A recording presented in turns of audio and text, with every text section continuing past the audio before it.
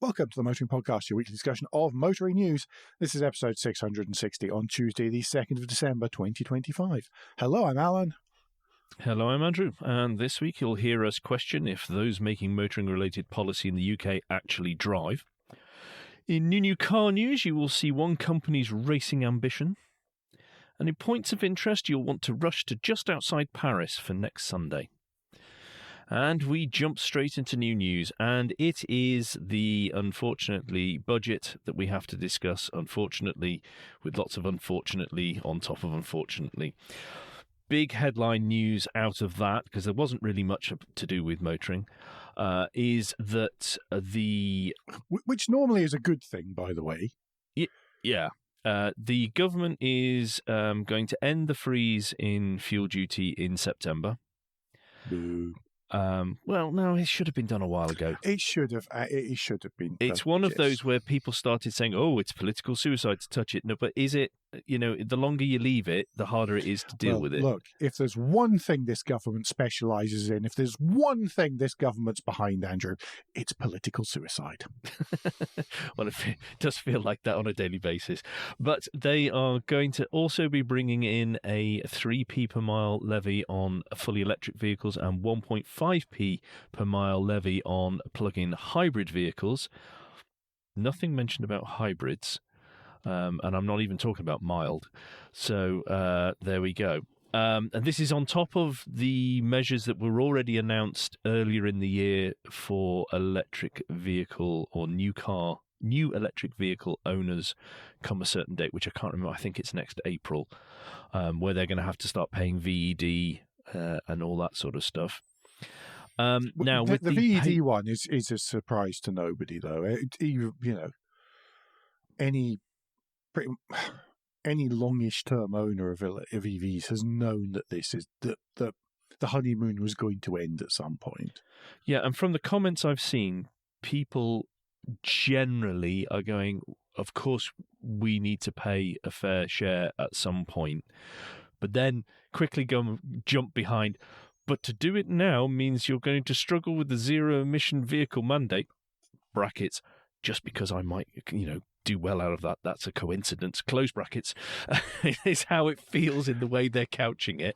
Because they've also announced that this is it feels like it's a Jekyll and Hyde moment, because on the one hand they're going, give us more money, and on the other hand they go, oh, but we're going to put an extra 1.3 billion into the electric car grant pot, and also we're now going to move the luxury car tax just for EVs up to £50,000. Because what rich people need is more money back. Yes. Now, why are people jumping up and down going, that's a great thing? Is because the average cost of a new EV last year was over £47,000. Now, why should we be subsidising the fact that the car manufacturers do not produce things that are more affordable? That's my issue. I could see a rise in line with inflation. Yeah, I could just about go with that. From when it was brought in 2016, I want to say, 2015, 2016, something like that. But I think it's fundamentally wrong to just chuck it up to 50 grand, because that means the car manufacturers have zero incentive to help the consumer out in any way, and they'll just keep their prices artificially high. Well, the list price will be artificially high, but then there might well be some kind of purchasing bonus or discount scheme, but alternatively they can stop that at any moment. The dismissive wave of the hand didn't really work on the podcast, but you're right. No. But I again, kind of agree with you. I'm trying not to swear because I know you're editing. Yes, it's so appreciated. Is there any more to say on this before you fail? It's the real question is, will the way this has been handled, because the following day from the government announcing this, or the Chancellor announcing this in Parliament, she was quizzed, how's this pay per mile going to work? They don't know. One suggestion she had was, well, we'll check the MOT, until one interviewer pointed out that no one gets an MOT on a new car till year 4. So all that's going to do is encourage mileage clocking. Well, that is another thing I've seen some people mentioning. But equally, there's a consultation coming out early 2026. I'm putting 50p on that they will end up with going, well, we'll have to black box you. Yeah. And this is only for new cars after 2028, allegedly. The trouble is that really that's the only way to do it, unless it's built into the car. There is no other way to do it. I mean, you might try and say, well, okay, we'll use a phone app. What if it's not compatible? All of a sudden, we're going to find out, oh, actually, I don't have my phone with me. Oh, it was accidentally switched off. Did I make it from one end of the country to the other on my own without using navigation? Oh, I did. What happens if your company's policy is you are not to use the phone while driving? Well, yeah, absolutely. So it's, and is it a personal phone or work phone or yeah? What if it's outside the UK? Outside the UK was another classic. I think we've discussed that one before. So they just haven't thought it through in any shape or form. There is no actual solution to this. There is not a gnat's chance in heck that they will be able to implement by that date. It's too big a project that has to be done successfully. Because they're two big policy statements: the unfreezing fuel duty September next year, and this 2028, which is just before or just in the middle of an election. It'll be delayed. Both can quite easily not happen. Yes, well, exactly, and I saw that pointed out by a number of people as well. And I suspect it might not happen. I think you're going to struggle with the paper mile, certainly. Definitely. Just to do it, to be able to roll it out in a vaguely successful way. There is not enough time to do that project. Is it something like 28 months they've got to get more manufacturers on board with? It's got to have gone through Parliament, become law, agreed on the technology, and got manufacturers to start installing the technology within 28 months. Good luck. For it to work, it has to be installed everywhere. Anyway, do you want to move us on to something that is not technically struggling or technically difficult to do, but there are a few issues? Actually, when we were running through this is the one that caused more swearies from both of us than any of the other stories put together, because this actually is just petty nastiness. It's morally bankrupt. Yeah, well, this is MOTABILITY. Now, the thing about MOTABILITY, the story that caught everyone's eye is that premium brands will no longer be available via MOTABILITY, despite the fact that it costs MOTABILITY less money to supply your premium brand when you are also paying a top-up than it does to supply other brands, in the same way that very often you'll find that the lease payment for an Audi or a BMW is less per month over your 3 or 4 years than it would be on the equivalent Peugeot, Vauxhall, or even something that's not from Stellantis. Yep. Just because they retain their value. It's better value. They are seen as more desirable. For everyone, because they're seen as more desirable in the second-hand market as well as the first-hand market. But somebody somewhere has decided that actually it's terrible that anyone should be able to do that and have that kind of thing, and that there should be some stigma attached to being able to apply for MOTABILITY, which supposedly the wording that's in this Autocar article here is pointing out that the scheme is being revised to focus on cars that, and here are the quotation marks, meet disabled people's needs and represent value and purpose. So you're not allowed anything nice anymore. I think we've pretty much discovered that is a government policy. No more nice things. So you're allowed a Renault Clio, a Dacia Jogger, a Citroen EC3, for example, is just fine. And we have to, just to reiterate this, by the way, because you've said this a couple of times, but to reiterate this, the people who were getting or were trying to choose a Mercedes or an Audi were paying the difference. So this wasn't costing MOTABILITY more. It wasn't costing the taxpayer more. It was all down to them supplying that extra cash themselves. Yes, absolutely. And yet someone else, well, we know that there's at least one right-wing think tank that has decided that that's abhorrent and disgusting, and they should not be allowed to do that for who knows what reasons. Well, we all know the reasons, really, but the other part that's within Motability is that there's a VAT exemption on Motability cars. So also there's a saving to the people who are on Motability of not having to pay their money on the tax. They're not paying the VAT, so immediately the vehicle's 20% cheaper, less expensive even. It's the biggest fleet in the UK. It's actually surpassed the post office nowadays, I believe. Yeah. And this is actually a big deal. It's a really big deal. But it seems that politicians want people who are on Motability to essentially be put back in the car and have some kind of hair shirt that they must. Let's make you a second-class citizen through no fault of your own, so we can point at you and mock you, or whatever the next stage is for this horrific attitude that has seeped into this government and a certain portion of society. It's nasty, spineless people trying to appeal to the shoutiest rather than do what's right for people. So yes, unbelievable. I think we saw that with the previous government, and we see it with this government, and fingers crossed we don't see it with the next one, but I don't have a huge amount of faith that that's going to be the case. But anyway, let's talk more about cars and a little less about politics. And failing at doing that right now, the new Euro NCAP tests, they are responding to consumer criticism. Yes. That's what NCAP claims, that ADAS has been labelled intrusive by consumers, even though just a few months ago, about a year ago, the issue was not that ADAS was not good enough or suitable enough or correct enough times on the public road. It was down to us motoring journalists for telling people how to switch it off, as well as social media areas for encouraging people to switch off the technology.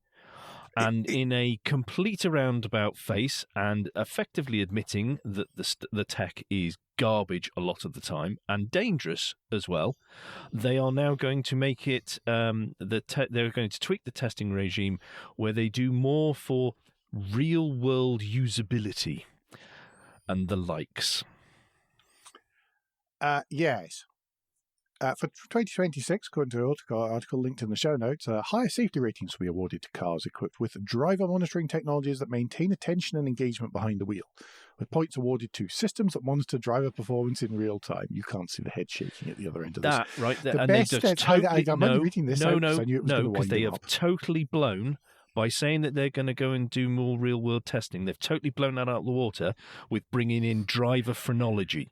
That's what they are bringing with that, because they cannot do testing and they cannot have a system that will say the stuff that they're saying, because they're also talking about how systems will get extra points if they can confirm someone's drunk or is under the influence of drugs.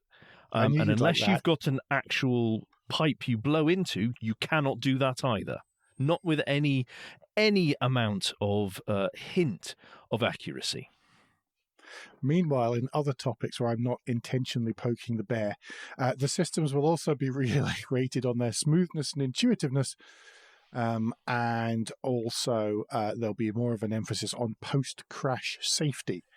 So electric door handles must now remain functional after an accident, and EVs must correctly manage the isolation of their batteries to mitigate any fire risk.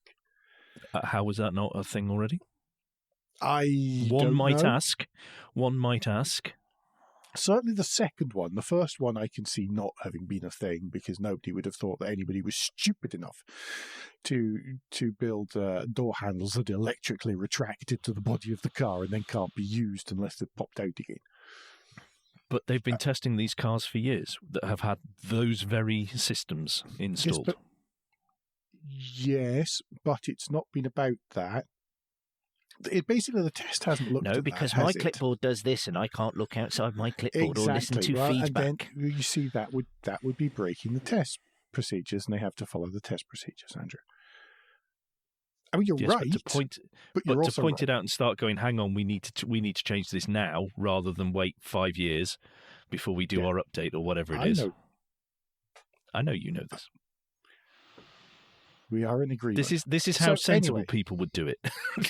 Well, yes, it is. Yeah. So anyway, that's so it's changed to Euro NCAP coming up. No doubt they will find some way to reverse and backdate these results, but it's going to be interesting to see what actually happens when the next batch of cars are tested against these. Well, you know how there was the big comments a couple of years ago when certain cars got downgraded. I was going to say Data are still going to do rubbish at this, but there we go. That's not the point. It's going to be interesting to see how, because the same car doing the same thing before this new revised test, which includes, and this is amazing, an urban-focused test scenario that includes cyclists and motorcyclists as part of simulated traffic. So they didn't do that either. And I've been in a car that could not spot a motorcyclist in front of me on its own system. Okay. I raised it with the manufacturer, don't worry. Yeah, I can see some manufacturers are going to have some challenges with this. I can name at least one. No, they're too busy emailing the Dutch safety organisation. Oh, well, that wasn't even the one I was going to name. Oh, that's a given. That's a given, that one. No, it was another one, but we'll talk more about them later on.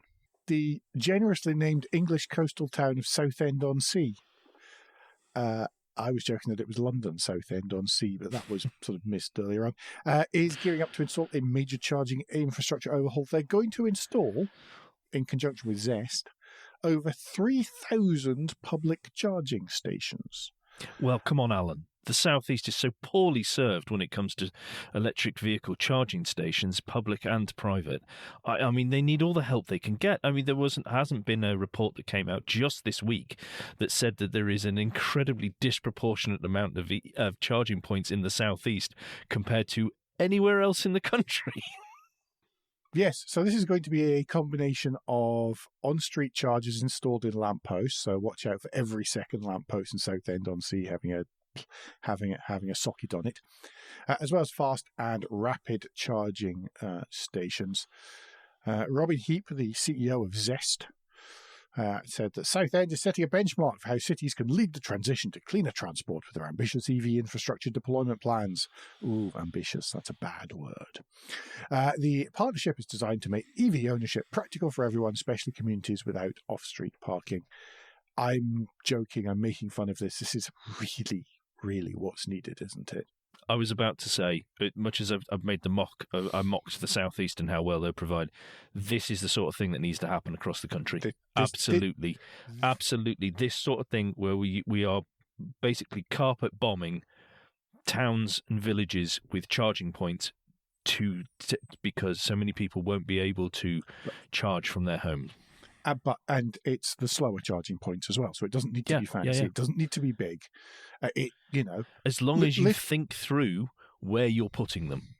Yeah. But because I've got personal experience of how it wasn't thought through. Yes, yeah. No, I absolutely do. But even if it's down one side of a street, and every second lamppost, you're well on the way there. And really, this is. To me, I know it's the motorway charge points that seem to get all the headlines and everything. And we got this drive day too. I have to wait 10 minutes to get a charger. But actually, where it matters is this kind of stuff because this is what most people are doing, and they need to plug in once or twice a week and just leave it overnight near a socket. Yeah, I mean that's what I'd love to be able to do near me is something within walking distance that I could plug in, leave all day or overnight, and go back and get it later. Yeah, and get on with my day, do the things I need to do in my day, and then I fit going around that. Whereas that I just can't do at the moment. Yeah, absolutely agree. Yeah. So more of this, please. Mm-hmm. And speaking of more charging points, Andrew. Yes, this but must less. be your story by now. But fewer, unfortunately. Yes, North Lincolnshire is, thanks to Believe without a final E, hello startup, Believe. is going to get 470 new charge points, and these are going to be across typically across key car parks in North Lincolnshire, and there will be a mixture of rapid and ultra-rapid charging stations. They haven't given much more detail than key car parks, but again, it's more. This is good. It's not just the southeast. This is better. So we like to bring on the show and mention when things like this happen, like we did with the Southend story as well, because it is not just about massive, ultra rapid charging hubs. Mm-hmm. Yeah, agreed. And I mean, it's just what I was saying. Really, this is the area that needs focused on now. We have shown that we can chuck a lot of charging points in. We need to put more in, and they need to be the right ones in the right place. That's what we need now, and that, I think, was what that EV owner survey is trying to get to help them with as well. Is these are the locations we're in and that sort of stuff, because they won't. Because you apparently do give in your quite tight details, but that doesn't come across in the results don't come in the survey, because that's not. Yeah. They can go regional. That's easy. Excuse me, that's easier. Absolutely. One last story before Guilt Minute.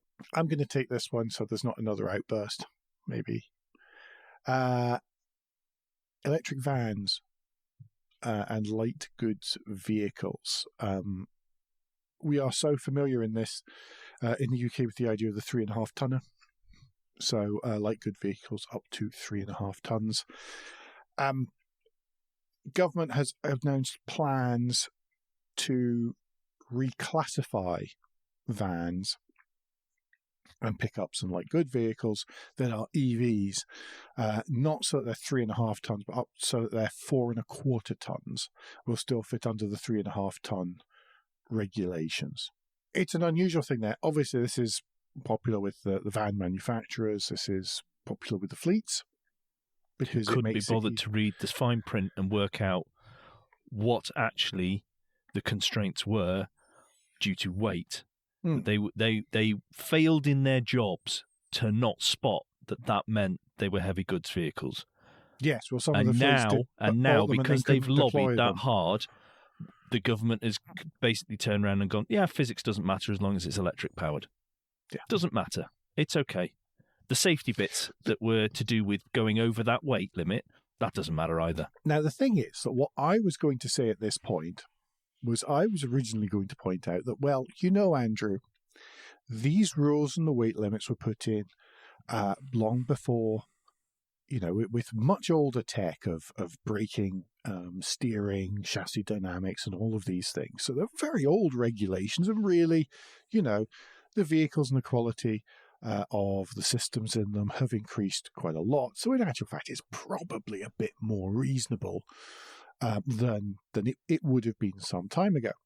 And then I'm scrolling through the running order for this week's show, okay? And I notice that there are 2 links against this story, and the second one is a link to, the first one being the link to the story on Electrive. The second one is a link to a story, again, from last week by John Redfern on Motoring Research, pointing out that 1 in 4 UK vans fail their first MOT test, and that the failure rate for light commercial vehicles, like what we've just been talking about, is more than twice the rate recorded for cars, and that only 12.6%, only 12.6% of cars fail their first MOT, but 25% of vans fail their first MOT. So At that point, I rather felt that all of my arguments about the upgraded tech and how they're much, much safer than they used to be have just been thrown out the window by people who don't check their tyres. Well, a van has a very, very hard life. It does. It does. It has an incredibly hard life. It is costing a company if it is not moving about and doing something. Mm-hmm. So therefore, these are run, to the limits of making sure they are on the road, they are off the road the minimum amount of time, and that causes sometimes that you got the danger of people making compromises and going, I'll get to it next week or the week after or something like that. If I may, the number of self-employed contractors to delivery firms. Yes, that too. Where it is costing a person a significant amount of their income and possibly some fines if they're not on the road on a certain day. Mm. Again, that has a big effect on this as well, because I can imagine that there's some vans that bought it 2 years and then just never maintained in that kind of reason. Of course, that brings them in before their first MOT. So this is the challenge. Sure, the big fleets will still perform the same, some people will still have to perform the same walk-around checks or go to the same rigorous maintenance, but it's as soon as the vehicles leave those, that's actually when that extra 750 kilos is on top of, the hard life. On top of the hard life and the maybe not being maintained as well as they might be from that point onwards, is likely to be an issue. Yay for fleets and first owners and people who have them on contracts and all these kind of things. Boo for the rest of us when the vans are a bit older. So, swings, roundabouts, etc. Yeah, they'll struggle on both those. Well, yes. Especially the roundabouts. Yes. Anyway, that ray of sunshine brings us to Guilt Minute, the quick break in the show where we ask for a tad of financial support to keep the lights on and the hosting running. If you feel that Motoring Podcast is worth a small consideration every month, then you can become a patron. Different levels of patron include different levels of commitment from us to you, including being able to watch the show recorded live. We also have a small range of merchandise in our spring store, from stickers to mugs and t-shirts. If you don't have any spare cash, and we do completely understand, then you can help us by following for free from a podcast player to receive every show as they're released, and by liking and rating the show, whatever way your podcast supplier lets you. If you've done all of that, and many of you do, so thank you very much indeed, then the last thing you can do is to recommend us to your friends or colleagues. Thank you, everyone that does. Mm-hmm. Right, new car news, and I am so happy because I get to talk about something more positive now after the first part of the show is out the way. I've now got that recorded as a snippet, the words, I am so happy. Yes. Might put it on as a text, a ringtone for him. And we're going to start with the Dacia Jogger is being updated, and they are putting in a whole host of new designs, internal and external, and some technology type things to bring it up to date with the rest of the range from Dacia, and it is going to cost only £25 more. So that means it starts at $18,995. This is what actually value is. This is what, because this is a 7-seat family vehicle that's well made, that's under 20 grand. Is it still 7-seat at that 19,000 pound? Yeah. Well, it is still 7-seat. Wow. Okay, that's a lot of space and a lot of seating for the cash. Yeah. And I, a couple of years, 3 years ago, I voted for the Jogger to be Car of the Year because of its value for money and what it offered most people in this country. I felt it was worthy of winning that on the UK Car of the Year Awards. I think it came in second or third, something like that, in the end. So plenty of others did agree as well. But I love the idea behind this because it doesn't look like it's a cheap and tatty car that someone's making do with. And it No. didn't. The previous model didn't feel like that, and apparently there is an upgrade in all the quality of materials and finish and that sort of stuff. So this is, if you are looking for a vehicle to haul either a lot of stuff or a lot of people, it will be a hybrid as well. It's a mild hybrid, I think, on top of it. So looking at the specs, the hybrid is going to be 23,330. The petrol is the just under 19 grand version. There's a lot to like for that, and I wish more would. And this goes back to my anger with the 50 grand luxury car tax thing. More of this, please. Less of that. Mm-hmm. Sorry, I was playing with the configurator and I got distracted. Already. Anyway, do you want to take us on to briefly to new van news? Yeah, the 2026 Renault Trafic E-Tech has been unveiled. It delivers new tech as well as E-Tech, and it has a range of up to 287 miles if you decide to buy that size of battery. It comes with a choice, by the way. The smaller unit will arrive at a later date, and it will deliver almost 217 miles. That's a very strange statement. It is, isn't it? It made me chuckle when I read it. I'm sure that if you were to translate it into kilometres, it is a nice round number. Previous generations of the Trafic just managed 186 miles, which, by the way, is, I happen to know, is 300 kilometres, which is a nice round number. Okay. So, yeah. Also allow true ultra rapid, which will mean it'll get 15 to 80% charge in 20 minutes, and it also, which is vital if you are using a van. Yeah, it is actually. Yeah. This is one of the. He's not extracting the urine. One of the problems that's holding back the adoption of electric vans. Another one is their capacity as well. When laden is their range, and that being a problem. But if you are charging that quickly, that can help negate some of that issue.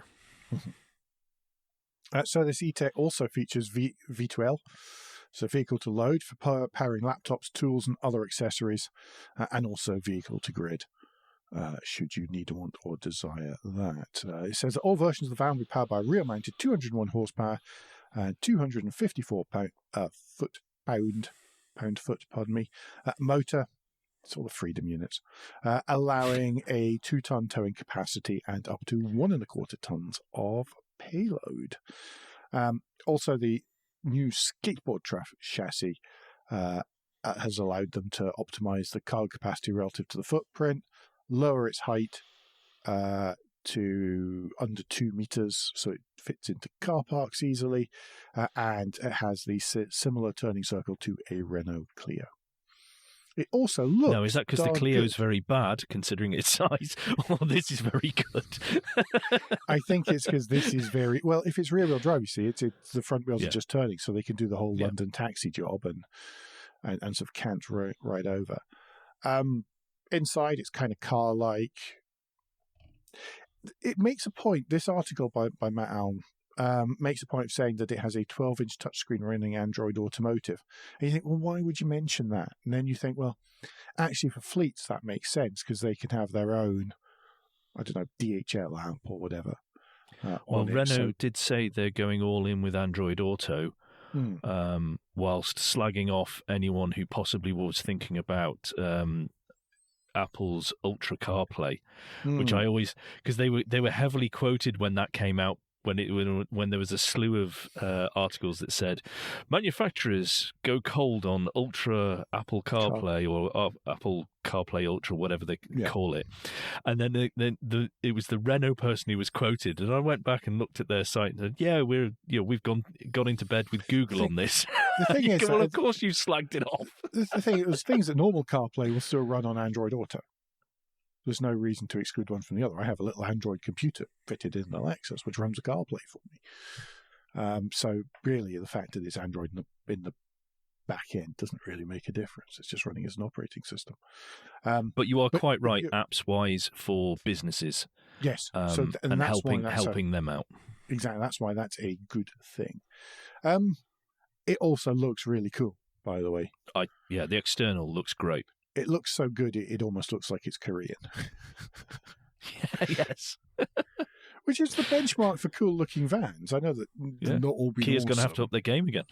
I was talking about I was meaning Hyundai, but yes, exactly. But it looks great. It really does. Although it does seem to be birthing one car out of the front of it. Never mind. I shouldn't have looked too closely. But no, I think it looks great. Really nice thing. I hope that does fit more needs so that more electric vans can be bought. Mm-hmm. Or be seen as a viable option for more fleets. Yes, or businesses which aren't necessarily fleets as well, to be honest. Yeah, that's important too, yeah. You next, then. Going to round out with more on the ridiculous side of things. We've done two very sensibles, and now we are going to something that really isn't. And this is the Genesis Magma GT concept that was revealed last week. Now, the whole point behind this is it underlines Genesis's desire to be a racing brand. Now, we know that they've got their hypercar for Le Mans. I think they announced Jamie Chadwick is the backup driver for that. That's coming soon to the endurance racing series. I think it's going to IMSA as well as WEC. Makes sense. Spread it as far around the world as possible with the same model. I mean, why not? Yeah. Because both WEC and IMSA have got very close with their regulations now as well. Mm-hmm. So that it does lend to the same car being able to be used pretty much in either one of the series, which is brilliantly clever, and finally they've done that. In a rare piece of common sense. I know, particularly if it's motor racing. I know. It's... So this Magma concept, what will mean for them to be able to do GT racing, they will need to have homologated at least 200 units. Now, there's a time scale on that, but it's not you have to have 200 before you start. I don't think. No, I think it's that you have to promise to make 200. It's the classic. Yeah. One. Yeah, and then they can do that whole nip round the back and drive around, go to the back of the queue thing. Let us go for lunch. Who was that?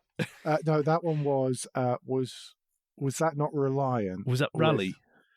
No, I apocryphally, yes, that was Reliant with the Escort RS 200, or possibly one of the Italian launcher or something. Yeah, but there's definitely a version of the story. Version of it is the RS 200, which is like, we'll show you all the cars here, and then we'll all go. Then let's go for lunch, and then we'll look at the rest of them and the other location later. So, because they go for lunch, all the same cars are driven to the other location. Yeah, so this isn't when you click the link that's from Top Gear in the show notes, you'll see the concept. It looks very swish. It looks, when they say GT, it's not like many other GTs out there at the moment, because a lot of the GTs are very recognizable road cars like the AMG, the BMW, that sort of thing, and the Ferrari. Yes. This is because it's a totally new thing for Genesis as well. It's going to look completely new. But the chief of design, I've lost the name. I know what the name is. Luke Donkervolk. Luke Donkervolk. He said that this isn't the finished version, but it's most of what you see is what is going to make up the actual GT model that they bring out. This one here, it has the rear haunches have a certain whiff of Ferrari, not Ferrari, goodness me, McLaren P1 to me, and then from the back, it's a little more Bugatti, I think. Well, I'm also getting the Noble. Where at the front?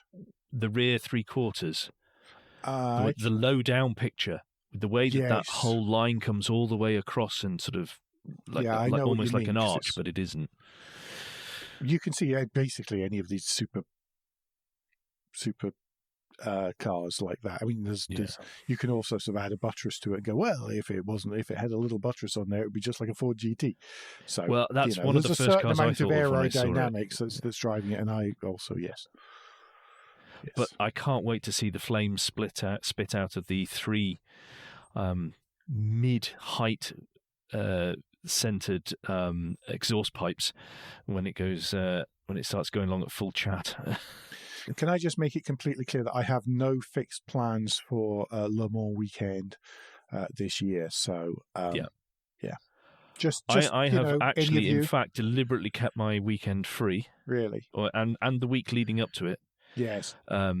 Just in case somebody needed to get in touch about that time period. Yes. Yeah. Still, one of the worst things I've had to turn down was a trip to Le Mans from a car manufacturer. It's in my list of. I have turned down more fun things than I've ever been able to accept, and that was. But 2 weeks before moving to the US was just not a time to be able to do it. Even I had to draw the mental line. I would have been a complete mess if I'd done that. Anyway, that moves on to points of interest. It does. It's quite a good way to move on to points of interest.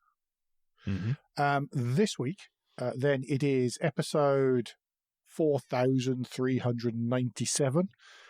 No, it just feels like that. It is only 42. Oh, episode Alan. 42. Yes. Well, episode as this project is dragged by its fingernails ever closer to the end. But then you watch this and you think, well, okay, now I understood why it's taken so long. I know. And that is one of the problems with this, is that the stuff that you see on screen and there's discussed for 3 minutes, maybe. Yeah. And you think, that's weeks of work. How many months was that? There is weeks of work just in the steering column alone. It's Project Binky we're talking about, by the way. It is Project Binky. Sorry, did I actually say that or not? I think everybody will have taken I don't think we did. Right. I think we were just so excited to talk about it that I think we skipped over it. Yes, it was Bad Obsession Motorsport, Project Binky, episode 42. We don't quite learn the answer to life, the universe, and everything, but it does. But Binky does actually move, not for the first time, but under its own power, and with a looking incredibly finished. So not quite there yet. I think there's going to be a little bit more, and then there's going to be the results of some testing and some tweaks and some changes and possibly a bracket or two. So, yeah. Good news. Yep. Excellent. Keep up the good work, Richard and Nick. Right, I'm going to take us to List of the Week then, and it is from Car and Sports Car, Classic and Sports Car, even if I could read the title properly. And it is titled 31 Times Honda Got It Right. There are 32 slides because it starts on a non-car, as it were, for the opening slide. But Alan, I'm really glad this. I get to choose first, because there is a high likelihood we're going to choose either the same car or a very similar car. I have chosen slide 18, number 17 in the list, the 1987 Honda Prelude. Because why would you not want a 2-seater saloon with pop-up headlamps and four-wheel steering? It's also incredibly pretty. It's just a massive glass house. Yep, very good and it's choice, just a lot of very, very nice things in a car. I would absolutely love one. I imagine to find one that's half worth owning is going to be kind of expensive. But yeah, I love it. Really, really cool. What about you? Because there's 31, so we're not going to, if we choose one each, we're not going to steal the whole list. No, we really aren't, because I'm going for number 8, and I've picked the 1978 Honda Prelude. Do you know what? That was an early option. I think this looks great. It's on some fabulous wheels, but I just love the way the bonnet goes in and the grille across. I think it just looks so nice. Parents looked at one of those years and years ago in Saudi. Actually. Yeah. Yep. I like that a lot. I do, but Yep. it was an option, and I thought, no, I'll have the pop-up headlamps and the four-wheel steer, please. Well, I of course had the Accord Aero deck of that ilk. Exactly. Yeah, I thought that when I chose it, and that's why I thought you might have chosen the same one. Anyway, do you want to take us on to the and finally? Because I think we are spoiling our listeners this week. We are, yes. The and finally is from carscoops.com. And it is... Amazingly, it's not talking about yet another Ford US recall. No, it isn't. The 100 and... Have they passed? They're over 140 They've got to be close to now, 150 now. It's yes. It's been more than 2 days. There has to be another one. The Renault is emptying out its secret vault. And so it is putting up some of its more obscure concept cars and historic cars and weird stuff. Yes, and motorsport too. And so race cars as well. So if you want a genuine Alain Menu BTCC Renault Laguna, this is your opportunity. And that's a genuine one, not just one of the many that have been made to look like it. If you want, I don't know, if you want the original concept just before production for the Mark II Laguna estate, this is your opportunity to own it, folks. As well, I want the decked up. The decked up. Or the deck up. The deck up. It's the next one up there. It's up from the Laguna. There's the deck up, and then there's the gear, the brake up as well is the other one. But there's the one that made me laugh, which is a sort of Kangoo 4x4 with mountain bike racks instead of the rear luggage compartment. A little bit Subaru Baja or what's the little Toyota Open Deck. Yes. Yeah. So I can imagine because we've done this before when we've talked about vehicles from a certain time period, particularly French. I can imagine the environment they were put in originally for the press photos and the way people were dressed were anything to do with them. Some of them, I mean, certainly these ones there's going to be quite a lot of sort of beaches and rocks and mountain bikes. Some of the others, I can imagine there were ladies in silver spandex. Wasn't there looking a little bit lunar, like the future space thing? Was that Renault or was that someone else? That was Renault, and that was the Renault that folded. And one of the first things I ever wrote for the internet that was published by Michael Banowski in the original Weird Cars site. And I now cannot remember the name of the concept car, but the one that folds, then got shorter. So yes, that's the one with that picture. That's annoying. I can't remember that now. There's also the Renault Traffic deck up. Is super cool. I really like that sort of. I don't know. Yeah. Anyway, lots of fun stuff there. So there's 1, 2, 3, 4, 5, 6 slideshows plus a video embedded in this article. Fill your boots, people, because you will want to.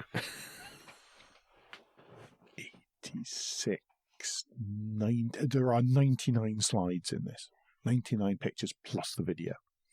So there's a lot to flick through and see in this one. This could almost have been a lunchtime read or a lunchtime flick through. Yep. Right.